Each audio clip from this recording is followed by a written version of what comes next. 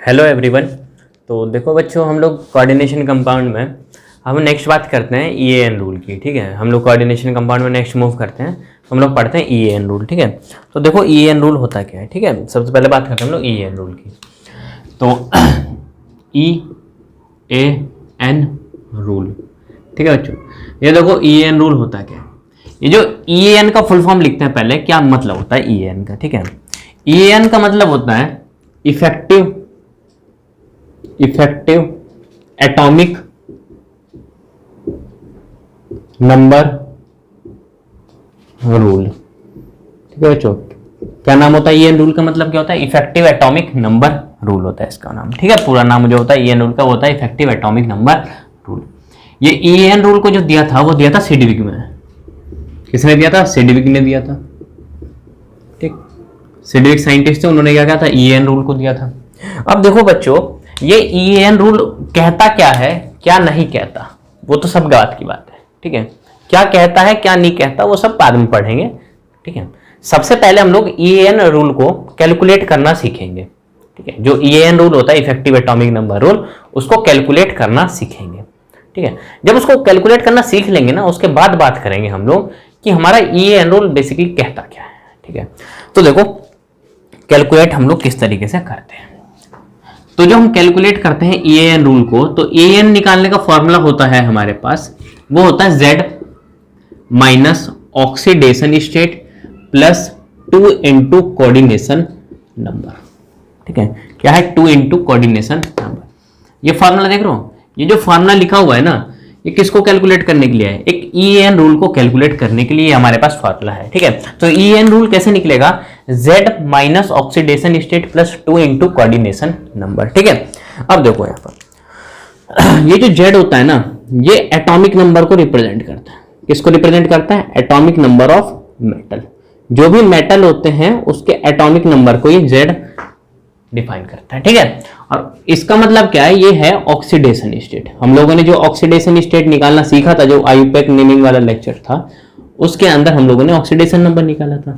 तो वो जो सेंट्रल मेटल पे जितना भी ऑक्सीडेशन स्टेट आता है उसको हम लोग यहाँ पर रख देंगे। ठीक है, अब देखो इसका मतलब क्या है कि यहाँ पर क्या है? ये कोऑर्डिनेशन नंबर है। ठीक है, ये क्या है? कोऑर्डिनेशन नंबर है। तो इसके अंदर जो फॉर्मूला है उसके अंदर क्या करना है हमें? जो मेटल है उसका एटॉमिक नंबर लिखेंगे, माइनस कर देंगे जो भी ऑक्सीडेशन स्टेट आएगी उस पर, या फिर नंबर बोले, प्लस 2 इंटू कोऑर्डिनेशन नंबर। जितना भी कोऑर्डिनेशन नंबर आएगा उसको 2 से मल्टीप्लाई कर देंगे। इतना समझ लो बात को। अब देखो इसी फॉर्मूले को लगा के हम लोग क्वेश्चन के ऊपर अप्लाई करते हैं। ठीक है बच्चों, क्या करते हैं? क्वेश्चन के ऊपर अप्लाई करते हैं। ठीक है, तो देखो पहले 2-4 क्वेश्चन कर रहे हैं, उसके बाद हम लोग एक्सप्लेन करेंगे कि हमारा जो ईएएन रूल है वो कहता क्या है। ठीक है, तो देखो यहाँ पे देखो, तो बात करते हैं हम लोग। एक क्वेश्चन ले रहे हैं। ठीक है, क्वेश्चन ये है K4, ठीक है, FeCN की होल पावर 6। ये वाला सवाल देखो, ये वाला क्वेश्चन देखो। इसके अंदर हम लोग ईएएन निकालेंगे। ठीक है, ईएएन मतलब क्या है? इफेक्टिव एटॉमिक नंबर रूल को कैलकुलेट करेंगे। तो भाई जब हम लोग ईएएन निकालने जाएंगे तो हमारे पास क्या होता है? एक फॉर्मूला होता है। ठीक है, वो क्या होता है? Z minus oxidation state plus 2 into coordination number. ये वाला हमारे पास फॉर्मूला होता है, और इस फॉर्मूले में हम सारी वैल्यू को पुट कर देंगे तो हमारे पास क्या आ जाएगा? ईएएन की वैल्यू आ जाएगी। इतना समझ लो। अब देखो यहाँ पे Z जो होता है वो क्या होता है? एटॉमिक नंबर होता है, एटॉमिक नंबर ऑफ मेटल। ठीक है बच्चों, और यहां पर क्या होता है? ऑक्सीडेशन नंबर होता है। क्या होता है? Oxidation number. ठीक है, इसका मतलब क्या होता है कि यहां पर क्या है? कोऑर्डिनेशन नंबर है। ठीक है, जितना भी कोऑर्डिनेशन नंबर होगा इस कॉम्प्लेक्स के अंदर। ठीक है, तो देखो यहां पर जो सेंट्रल मेटल लगा हुआ है वो कौन सा लगा हुआ है? यहां पर जो मेटल लगा हुआ क्या? एक आयरन है, और आयरन का जो एटॉमिक नंबर होता है वो कितना होता है? 26 होता है। तो हम लोग जो ईएएन कैलकुलेट करेंगे तो देखो कितना आएगा? Z कितना है? 26 माइनस, अब देखो इस वाले में क्या करो, इस क्वेश्चन के अंदर ऑक्सीडेशन स्टेट निकालो। तो इसके अंदर जब हम लोग ऑक्सीडेशन स्टेट निकालने जाएंगे तो देखो ब्रेक करेगा ये ऐसे, इस तरीके से 4K प्लस प्लस FeCN की होल पावर 6, और इधर कितना है? 4 माइनस, ये इस तरीके से। इसके ऊपर ऑक्सीडेशन स्टेट निकालना है, जिस पे निकालते हो उसको x मान लो, प्लस फिर क्या है यहाँ पे 6, और यहाँ ब्रैकेट में -1, और इस पे कितना है? -4।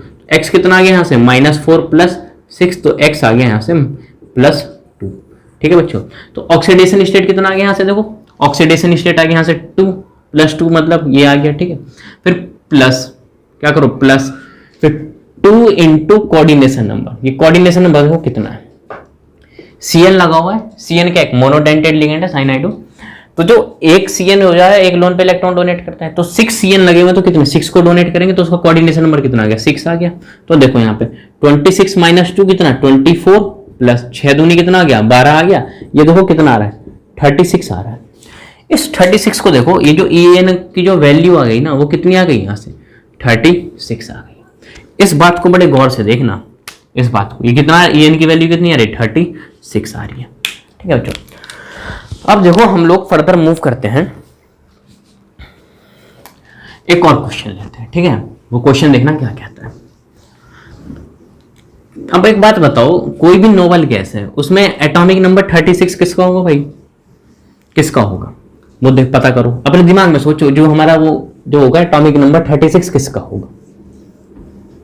ठीक है, ये क्या होगा 36 किसका होगा। अब एक बात, ठीक है, एक क्वेश्चन से बात करते हैं, क्वेश्चन देखते हैं सबसे पहले।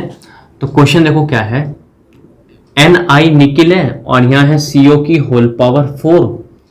ठीक है, और इसके ऊपर मान लो +2 है चार्ज। ठीक है, कॉम्प्लेक्स के ऊपर +2 है ऑक्सीडेशन। मुझे इस क्वेश्चन के अंदर En निकालनी, En की वैल्यू निकालनी है। तो फार्मूला है मेरे पास Z - oxidation state +2 into coordination number. ठीक है, तो En की वैल्यू देखो यहाँ पर कितनी आ रही है, En की वैल्यू, निकिल है यहाँ पे तो इसका एटॉमिक नंबर देखो कितना होता है। निकिल जो होता है वो 28 होता है एटॉमिक नंबर, सबको पता है इस बात का। 28 माइनस ऑक्सीडेशन स्टेट निकालो तो ये क्या हो गया न्यूट्रल होता है, इस पे कितना आ गया +2, तो 2, फिर यहाँ 2 इंटू कोऑर्डिनेशन नंबर देखो, CO क्या एक न्यूट्रल मोनोडेंटेड लिगेंड है, तो एक CO एक लोन पेयर देंगे तो 4 लेंगे तो कितना हो गया 4 आ गया। तो 28 में से 2 गया कितना आ गया 26 प्लस 4 2 गया कितना आ गया 8 आ गया। तो देखो 8 6 14 4 हासिल 1 8 2 10 और 1 कितना आ गया 34 आ रहा है। ठीक है बच्चों, कितना आ रहा है 34 आ रहा है। ये इस बात को देखो। ठीक है, तो यहां पर देखो जो En की वैल्यू आ रही है वो कितनी आ रही है 34 आ रही है। इससे पहले वाले जो हम लोगों ने क्वेश्चन किया था उसके अंदर जो En की वैल्यू आ रही है वो कितनी आ रही थी 36 आ रही है।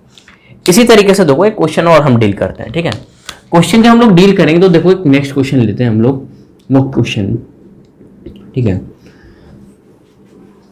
ये कोबाल्ट है और यहाँ Cl6 लगा हुआ है। ठीक है, और इसके ऊपर मान लो +2 चार्ज है।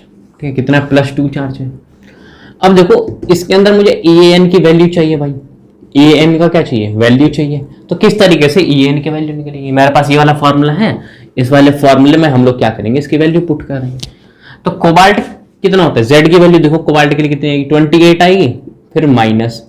ठीक है, ऑक्सीडेशन स्टेट देखो इस पे कितना आ गया x आ गया, निकाल लोगे जिस पर निकालते हैं उसको x मानते हैं, फिर कितना Cl पर -6 आ जाएगा क्योंकि -6 है, क्लोरीन पे माइनस, यहाँ कितना +2, तो x देखो कितना आ गया यहाँ से +2 और यहाँ से +6 आ रहा है। तो x की वैल्यू देखो कितनी आ गई यहाँ से +8 आ गई। ठीक है बच्चों, कितनी आ गई +8 आ गई। अब देखो यहाँ पर 8 कर दिया, फिर देखो कोऑर्डिनेशन नंबर में 2 इंटू कोऑर्डिनेशन नंबर कितना 6 आ गया इसका। ठीक है, तो देखो 28 में से 8 गया तो कितना 20 प्लस यहाँ देखो 6 दूनी कितना आ गया 12, तो यहाँ टोटल देखो कितना आ गया 32 आ गया En की वैल्यू। ठीक है, En की वैल्यू कितनी आई 32। तो हम लोगों ने 3 क्वेश्चन सॉल्व करे हैं। एक क्वेश्चन के अंदर En की वैल्यू कितनी आ रही थी 36 आ रही थी, एक के अंदर जो En की वैल्यू आई थी वो कितनी आई 34 आई है, और एक क्वेश्चन जो सॉल्व किया उसके अंदर En की वैल्यू कितनी है 32 आई है। ठीक है बच्चों, ये क्लियर है ना। En आराम से कोई भी कॉम्प्लेक्स कंपाउंड देगा उसके अंदर हम लोग क्या कर सकते हैं, आराम से बिल्कुल En की वैल्यू को कैलकुलेट कर सकते हैं। ठीक है, En की वैल्यू आराम से निकाल सकते हैं, क्योंकि भाई निकालना तो बहुत आसान है, फार्मूला को सीधा और सब कुछ हमें पता ही होता है, निकालना सीख ही रखा है, तो हमें बस En की वैल्यू चाहिए यहाँ से। अब देखो क्या बताता है En। ठीक है, En बेसिकली बताता क्या है उसकी हम लोग चर्चा कर रहे हैं। ठीक है, ठीक है, तो मैं घुमा फिरा के फिर वहीं आ रहा हूँ En के ऊपर। ठीक है, En के ऊपर आता हूँ, En रूल के ऊपर क्या कहता है ये रूल। अब देखो यहाँ पर मैं यहाँ पे क्या लिखता हूँ, सारे नोबल गैस लिख देता हूँ, helium, neon, argon, krypton, xenon. ठीक है, और यहाँ क्या होता है रेडॉन होता है, ये होता है। अब देखो इसका मुझे एटॉमिक नंबर लिखना है, सबका मैं एटॉमिक नंबर लिखता हूँ यहाँ पर। ठीक है, सबका मैं एटॉमिक नंबर लिखता हूं। हमारे पास एक मैजिक नंबर होता है जिससे हम लोग क्या करते हैं, किसी का भी एटॉमिक नंबर को लिख सकते हैं भाई। वो मैजिक नंबर देखो क्या होता है, वो मैजिक नंबर होता है 2, 8, 8, 18, 18, फिर आगे 32, 32, फिर यहां से 50, 50, आगे इस तरीके से 70, 72, वो सब हाइपोथेटिकल है। ठीक है, अब देखो ये जो मैजिक नंबर है ना, एक इंफॉर्मेशन और देता है। इंफॉर्मेशन देने का मतलब है इस मैजिक नंबर से एक तो मैं एटॉमिक नंबर को कैलकुलेट कर सकता हूं मैजिक नंबर से, साथ में देखो क्या है, 7 पीरियड होते हैं हमारे पूरे पीरियोडिक टेबल के अंदर। तो पहले पीरियड के अंदर देखो 2 एलिमेंट होते हैं, फिर दूसरे में देखो 8, तीसरे में 8, फिर फोर्थ में कितना 18, फिर ये देखो फिफ्थ ये 6। कोई पूछे 6th पीरियड में 7th पीरियड में कितने एलिमेंट होते हैं 32। अब जो आने वाला जो टाइम होगा ना पीरियड, जो 8 पीरियड की डिस्कवरी होगी तो उसके अंदर एलिमेंट जो है ना वो 50 होंगे। हीलियम का एटॉमिक नंबर 2, तो भाई इसको तो हम लोग पहले ही काट देंगे ना, ठीक है। और इस 2 के अंदर क्या करो, इस 8 को जोड़ दो, इस 2, ये 2 है, हीलियम का 2 आ गया, इसमें क्या कर दो 8 जोड़ दो, 8 जोड़ दिया तो इसको भी खत्म कर दो भाई, कितना आ गया 10 आ गया, ठीक है। अब इस 10 के अंदर देखो नेक्स्ट 8 जोड़ दो इसको, तो कितना आ गया 18 आ गया। अब इस 18 में देखो क्या करो, इस 18 में ये 18 जोड़ दो, कितना आ रहा है देखो 36 आ रहा है, ठीक है। अब इस 36 में देखो फिर से क्या कर दो 18 जोड़ दो, तो देखो कितना आ रहा है 54 आ रहा है। इस 54 में फिर से क्या करो आगे 32 जोड़ दो, तो भाई जब 54 के अंदर तुम 32 जोड़ोगे, 4 और 2 कितना आ गया 6, और 5 3 कितना आ गया 86, तो इसका एटॉमिक नंबर कितना आ गया 86 आ गया, ठीक है। इतना समझ गए। अब देखो जब मैं EN वैल्यू कैलकुलेट कर रहा था, EN वैल्यू कैलकुलेट कर रहा था, तो एक की वैल्यू कितनी आई थी 36 आई थी, एक की वैल्यू मेरी 34 के करीब आई थी और शायद, और एक की कितनी आई थी 32, यही आया था समथिंग मॉडल, शायद 32 34 में कहीं कुछ हो तो समझ आया, एक की तो 36 आई थी ना। अब जिस भी कॉम्प्लेक्स की EN की वैल्यू कितनी आई है 36 आई है, तो वो एटॉमिक नंबर किसका है, वो एटॉमिक नंबर किसका है भाई, वो क्रिप्टन का एटॉमिक नंबर है, वो किसका है क्रिप्टन का एटॉमिक नंबर है। और ये सब क्या है, ये जितना भी लिखा हुआ सब क्या है नोबल गैस ही तो है। अब ये जो नोबल गैस होती है वो क्या होती है इनर्ट गैस होती है, कहने का मतलब हाईली क्या होती है स्टेबल होता है। तो जिनकी EN की वैल्यू कैलकुलेट करने पर 36 आएगी, समझ रहे हो कितनी आएगी 36 आएगी, तो वो वाले जो कॉम्प्लेक्स होंगे वो क्या होंगे ज्यादा स्टेबल होंगे। कुल मिला के बात समझे कुछ अभी तक, वो क्या होंगे ज्यादा स्टेबल होंगे। तो देखो कहता क्या है, कहता सिंपल यही है EN रूल कि भाई कोई भी हमारा कॉम्प्लेक्स है, ठीक है, कोई भी कॉम्प्लेक्स है उसके अंदर क्या होगा एक्स, ये सब लिख लेना भाई, ठीक है, जितना है बस इस क्रिप्टन को ध्यान रखना। EN की वैल्यू जब तुम कैलकुलेट कर रहे हो तो कितना आ रहा है 36 आ रहा है, तो 36 किस वाले का होता है तुम्हारा क्रिप्टन का होता है। जिस भी कॉम्प्लेक्स का EN वैल्यू कैलकुलेट करने के बाद 36 आ रहा है तो वो जो कॉम्प्लेक्स है क्या है वो ज्यादा स्टेबल है, ठीक है। फिर देखो कहता क्या है, सिडविक ने ये बोला कि भाई कोई भी कॉम्प्लेक्स है, कोई भी कॉम्प्लेक्स कंपाउंड है, उसके अंदर मेटल होता है और क्या होता है लिगेंड होता है। वो जो सेंट्रल मेटल एटम होता है वो लिगेंड से क्या करता है इलेक्ट्रॉन पेयर को एक्सेप्ट करता है, ठीक है, क्या करता है इलेक्ट्रॉन पेयर्स को वो क्या करता है एक्सेप्ट करता है। जब वो इलेक्ट्रॉन पेयर को एक्सेप्ट करेगा, ठीक है, तो वो जो कॉम्प्लेक्स होगा वो स्टेबल जब बनेगा जब उसका EN वैल्यू कितनी आएगी 36 आएगी। EN वैल्यू 36 आने का मतलब क्या है कि उसका एटॉमिक नंबर आ रहा है किसके बराबर, एक नोबल गैस के एटॉमिक नंबर के बराबर आ रहा है उस EN की वैल्यू। इसलिए वो जो कॉम्प्लेक्स होता है वो क्या होता है हाईली स्टेबल होता है, समझ गया तो क्या होता है हाईली स्टेबल होता है। तो हम लोग देखो स्टेटमेंट की फॉर्म में लिख रहे हैं in complex compound, in complex compound जो सेंट्रल मेटल एटम जो होता है एक्सेप्ट्स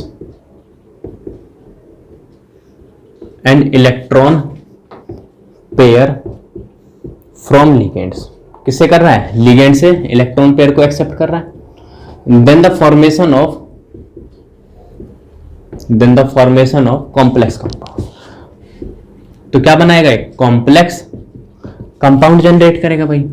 तो वो जो कॉम्प्लेक्स कंपाउंड बनाएगा तो वो क्या होगा उसकी जो EN वैल्यू होगी वो किसके नियरेस्ट होगी, nearest up to a noble gas, समझिए आपको किसके नोबल गैस के पास होगी। कहने का मतलब किसके क्रिप्टन के, क्रिप्टन का एटॉमिक नंबर कितना 36, तो हमारी जो EN की वैल्यू कैलकुलेट करने के बाद कितनी आ रही है 36 आ रही है, तो वाले जो कॉम्प्लेक्स होंगे क्या होंगे ज्यादा स्टेबल होंगे, ठीक है। तो ये भाई तुम्हारी कहानी होगी किसकी, EN रूल की। यही हमें क्या बोला था, CD में बोला था। ठीक है, अब देखो एक क्वेश्चन मैं तुम्हें करके दिखाता हूँ। वो थोड़ा क्वेश्चन जो है ना वो थोड़ा एक्सेप्शनल है। हम लोग भाई, तुम क्या करोगे, कोई तुमसे पूछ ले कि भाई कौन सा कॉम्प्लेक्स कंपाउंड स्टेबल है, 2 एग्जांपल दे दे भाई। कोई तुम्हारे से पूछ ले कि कौन सा कंपाउंड ज्यादा स्टेबल होगा, तो भाई तुम यही तो बोलोगे कि वो वाला कॉम्प्लेक्स कंपाउंड ज्यादा स्टेबल होगा। तुम उसमें EN की वैल्यू कैलकुलेट करने लग जाओगे। EN की वैल्यू कैलकुलेट करने के बाद तुम्हारी 36 आ रही है, तो तुम क्या बोलोगे कि ये क्या है, क्रिप्टन की तरह इसका एटॉमिक, क्रिप्टन के बराबर आ रहा है, क्रिप्टन का जो एटॉमिक नंबर है उसी EN की वैल्यू उतनी आ रही है, तो वो तो कॉम्प्लेक्स ज्यादा स्टेबल हो गया। देखो भाई, हर जगह EN रूल स्टेबिलिटी को एक्सप्लेन नहीं करता। पर्टिकुलर कोई भी कॉम्प्लेक्स है उसको स्टेबिलिटी को दिखाने के लिए ना बहुत सारे फैक्टर होते हैं। CFT होते हैं, क्रिस्टल फील्ड थ्योरी, आगे हम लोग इसे पढ़ेंगे। ठीक है, तो वो क्या करता है, स्टेबिलिटी, किसी भी कॉम्प्लेक्स कंपाउंड की स्टेबिलिटी को एक्सप्लेन करता है, वो भी करता है। तो एक हमारा चिलेटिंग लिगेंड होता है, कोई भी लिगेंड होता है वो चिलेटिंग मतलब क्या करता है, अभी चिलेटिंग लिगेंड पढ़ा था ना, वो जो कोई भी एसाइक्लिक लिगेंड जो वो कॉम्प्लेक्स फॉर्मेशन करने जाता है तो क्या बनाता है, साइक्लिक फॉर्मेशन करते हैं कॉम्प्लेक्स की, तो वो क्या होता है, वो भी कंपाउंड ज्यादा स्टेबल होते हैं। ठीक है, तो पर्टिकुलर एक फैक्टर से हम लोग डिसाइड नहीं कर सकते हमारा ये कॉम्प्लेक्स क्या है, स्टेबल है नहीं है। फिर भी इन जनरल ठीक है कि EN वैल्यू से तुम बता दोगे कैलकुलेट करके कि भाई EN वैल्यू 36 आ रही है तो वो क्या होगा, ज्यादा स्टेबल होगा। ठीक है, एक मैं क्वेश्चन ले रहा हूँ, थोड़ा वो एक्सेप्शनल है। ठीक है, क्वेश्चन एक्सेप्शनल ये है, एक तो है K4 FeCN की होल पावर 6 है। ठीक है, एक क्वेश्चन ये है, और दूसरा क्वेश्चन है K3 FeCN की होल पावर 6 है। ये वाला सवाल है। ठीक है भाई, इसके अंदर हम लोगों ने EN तो भी कैलकुलेट ही किया था, इसको तो कैलकुलेट करने की जरूरत नहीं, फर्स्ट एग्जांपल ही यही था। तो इसकी जो EN वैल्यू आ रही थी वो कितनी आ रही थी, 36 आ रही थी। देखो इसमें हमें कैलकुलेट करने की जरूरत है, तो EN निकालने का फॉर्मूला हमारे पास सीधा है भाई, क्या है, Z minus oxidation state plus 2 into coordination number. यही है मेरे दोस्त, यही है। ठीक है, अब एक बात देखो, यहां पर सेंटर मेटल एटम में oxidation Z atomic number 26 minus oxidation state निकालोगे तो इस पे कितना, इसको तोड़ दो तो इस पे देखो ये 3K प्लस, उस पे 3 माइनस, तो इस पे कितना X प्लस 6 माइनस जा, ये 1 से कितने 6 है, एक पे -1 इक्वल टू कितना, ये -3, उस पे कितना +3, तो ये कितना आ गया +3, और इधर आ गया ये, सॉरी यहाँ +3 तो उस पे -3 होगा ना, इधर -3, तो इधर -3 और इधर कितना 6 है, तो इस पे कितना आ गया +3 है, तो इस पे ऑक्सीडेशन स्टेट कितना आ गया 3 प्लस 2 इंटू कोऑर्डिनेशन नंबर 6 दूनी कितना आ गया 12, क्योंकि कोऑर्डिनेशन नंबर 6 है तो 2 12 कर दिया। तो देखो 26 में से 23 प्लस ये 12 टू कितना है 24, 4 3 7। ठीक है बच्चों, कितना आ गया देखो। अबे यार क्यों गलत कर रहा है, एक बार मैं दोबारा से इसको कैलकुलेट कर दे रहा हूँ। ठीक है, देखते रहे, वो यहाँ पर डबल डबल मल्टीप्लीकेशन। देखो Z की वैल्यू 26, ऑक्सीडेशन स्टेट अभी निकाला था, कितना था अभी यहाँ निकाला था x प्लस ये 6 इंटू -1 इक्वल टू -3, x कितना आ गया यहाँ से +3 आ गया। ठीक है, तो यहाँ 3 रख दो, प्लस 2 इंटू कोऑर्डिनेशन नंबर 6 है, कितना 6 है क्योंकि मोनोडेंटेड लिगेंड है। अब यहाँ देखो 26 में से 3 गया तो कितना 23 प्लस 6 दूनी कितना आ गया 12, तो 3 2 कितना आ गया 5, कुल मिला के कितना आ गया EN वैल्यू 35 नहीं आ गई। अब यहाँ देखो EN की वैल्यू इस वाले कॉम्प्लेक्स के अंदर, इस वाले कॉम्प्लेक्स के अंदर EN की वैल्यू कितनी 36 आ रही है, और इस वाले कॉम्प्लेक्स के अंदर देखो कितनी आ रही है 35 आ रही है। ठीक है, जो कितनी आ रही है 35 आ रही है। तो फिर तुम क्या बोलते हैं, तुम यही तो बोलते हैं कि भाई जिसकी 36 आ रही है EN की वैल्यू वो ज्यादा स्टेबल है एज कम्पेयर टू इससे। ठीक है, बट देखो कहानी यही पलट गई, कहानी ये पलटी कि देखो बट एक्सपेरिमेंटली